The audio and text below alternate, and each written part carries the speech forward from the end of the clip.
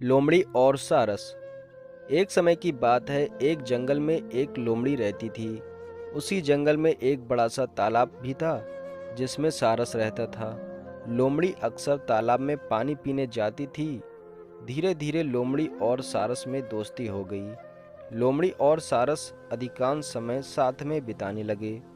लोमड़ी बहुत ही चालाक थी और अपनी चतुराई से जंगल के सारे जानवरों को मूर्ख बना देती थी, जबकि सारस बहुत सीधा साधा था और जंगल के दूसरे जानवरों के प्रति उसका व्यवहार बहुत ही अच्छा था।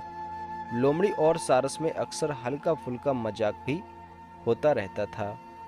एक दिन लोमड़ी के दिमाग में सारस को बेवकूफ़ बनाने की बात आई। वह सारस के पास गई और बोली, मित्र, मैं तुम्हें अपने घर भोजन का निमंत्रण देने आई हूँ। कल दोपहर तुम मेरे घर भोजन के लिए अवश्य आना। सारस सीधा साधा था। उसने बिना कुछ सोचे समझे हाँ कर दी। दूसरे दिन समय से लोमड़ी के घर पहुँच गया। लोमड़ी ने भी सारस की बहुत आवभगत की और उसे एक अच्छे से आसन पर बैठाया। लोमड़ी बोली, मित्र, आज मैंने बहुत मेहनत करके बड़ी ही स्वादिष्ट खीर बनाई है। मुझे उम्मीद है खीर तुम्हें बहुत पसंद आएगी। इतना कहकर लोमड़ी खीर लेकर आई और चौड़े बर्तन में खीर परोस दी।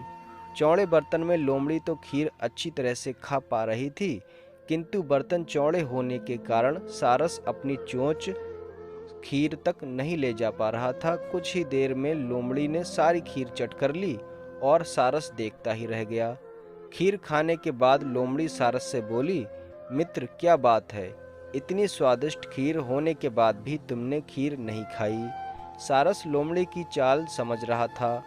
सारस बोला, नहीं नहीं, आज मुझे भूख नहीं है। इतना कहकर सारस वहां से चला गया। लोमड़ी के घर से जाने के बाद सारस अपने आप को बहुत अपमानित महसूस कर रहा था और किसी भी तरह लोमड़ी से अपना बदला लेना चाहता था। सारस दिन भर यही सोचता रहा कि किस तरह से लोमड़ी से अपना बदला पूरा किया जाए।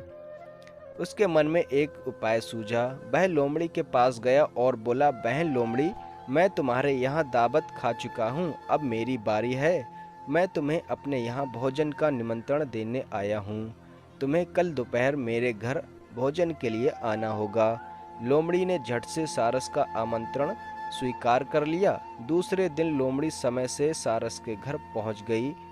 सारस ने भी भोजन में खीर बनाई। कुछ देर बाद सारस लंबी सुराहीदार बर्तन में खीर परोसकर ले आया।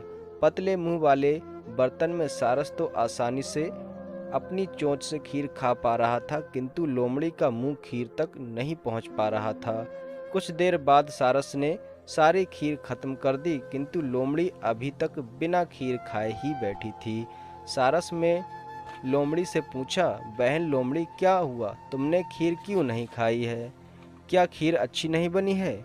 लोमड़ी समझ गई थी कि सारस अपने अपमान का बदला ले रहा है और लोमड़ी को अपनी गलती का एहसास हुआ। लोमड़ी सारस से बोली, आज मुझे भूख नहीं है। इतना कहकर लोमड़ी वहाँ से चली गई। लोमड़ी और सारस की कहानी से हमें ये शिक्षा मिलती है कि हमें कभी भी किसी का अपमान नहीं करना चाहिए। अगर दोस्तों हमारी कहानी अच्छी लगी आपको तो वीडियो को लाइक करें, शेयर करें, चैनल को सब्सक्राइब करें। Thank you.